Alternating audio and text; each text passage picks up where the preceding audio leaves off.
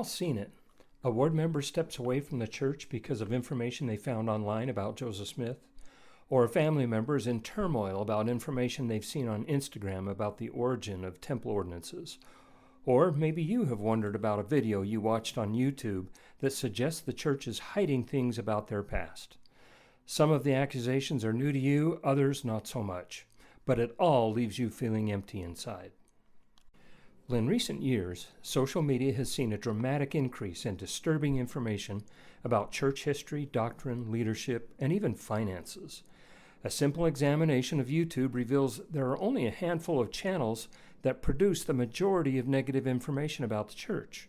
In fact, Mormon Stories and Mormon Discussions alone are responsible for over 4,000 negative videos about the church, accounting for over 110 million views. The videos make dozens, if not hundreds, of disturbing accusations against the church and claim the church has been hiding dark secrets about its history for years. The volume of accusations makes it very difficult to research them all. Unfortunately, these videos are having an impact as more people are stepping away from the church in a faith crisis. While critics tend to overstate the exodus of members over these issues, Elder Marlon K. Jensen confirmed that this is a valid concern among the church's senior leadership. When asked if the general authorities are aware that people are leaving the church because of the information critics provide, he responded, "They really do know, and they really care. And they realize that maybe since Kirtland, we've never had a period of, I'll call it apostasy, like we're having right now, largely over these issues." Thankfully, though, there's now strong data that can give us a better perspective and help us see the negative information in a broader context. The key to understanding accusations against the church is understanding why so many negative videos are on social media in the first place. Well, here's a spoiler alert. Money is a significant factor. According to the IRS, the top organization critical of the church, Mormon Stories, is a nonprofit organization, and they made roughly $750,000 in donations for each of the past 2 years, with over 30% of those donations going to the salary of the CEO. While the nonprofit label implies that no one personally profits from donations or proceeds, the board of directors of such an entity may grant the CEO salary increases at their discretion. So, the term nonprofit can be a little bit misleading. Logically, those who donate to these entities are their followers, those who are in a faith crisis or have had a faith crisis or feel some level of contempt for the church. Therefore, the primary way for these organizations to continue to grow their revenue is by expanding the number of people who are in a faith crisis or feel contempt for the church. That's the reason they flood social media with negative videos about the church.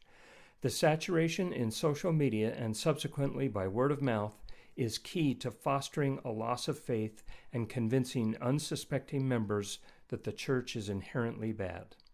Those members who believe the negative information are far more likely to donate to the critical organization. And data demonstrates a direct correlation between the number of negative videos a critical organization produces and its revenue growth. In other words, the more faith they shake, the more money they make. Not surprisingly then, these critical organizations also offer fee-based services to those who have fallen victim to a faith loss. These services include one-on-one coaching, conferences, seminars, workshops, cruises, and even selling products like mugs and t-shirts. While these services certainly earn additional revenue, many of them are also geared toward helping those in a faith crisis feel community, and honestly, it does appear to accomplish that. Many former members have touted these organizations for helping them feel a sense of community and overcoming the trauma of faith loss.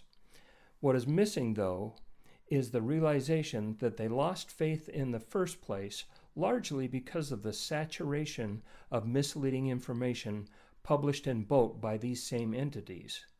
In other words, this scenario is really similar to a doctor intentionally infecting their own patient with a disease so he or she can make money from treating them. Beyond a financial incentive, however, there is perhaps an even more compelling reason to question the credibility of these organizations. and that is the contempt they demonstrate and try to cultivate.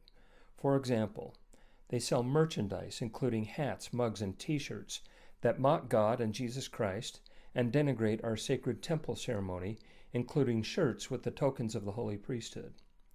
Next, they interview and praise a guest who has recorded the temple ceremony and published it publicly on YouTube. Next, they interview a guest who made verbal threats of violence against President Dallin H. Oaks. And lastly, they publicly touted the benefits of illegal drug use and compared it to a spiritual experience. Interestingly, these critical organizations have similar mission statements. The top critical organization, Mormon Stories, has a mission statement that says to promote understanding, healing, and community for people experiencing or impacted by religious transition.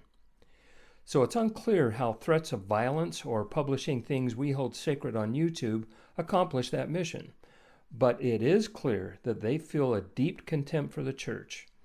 Therefore, the appropriate question for all of us is, would an organization with this level of contempt be trustworthy to provide accurate information about our church?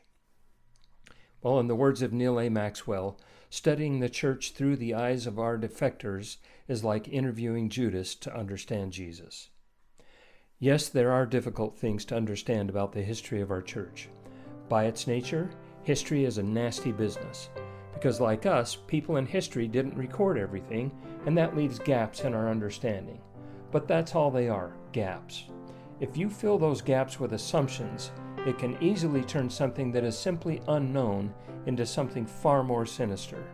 So there's no need to place our testimonies on the altar of accusation, but there is a divine need to place our faith in Jesus Christ. So take some time to review the content on the first 5 pages of this website regarding our critics. Some of it is not very pretty, but all of it is factual.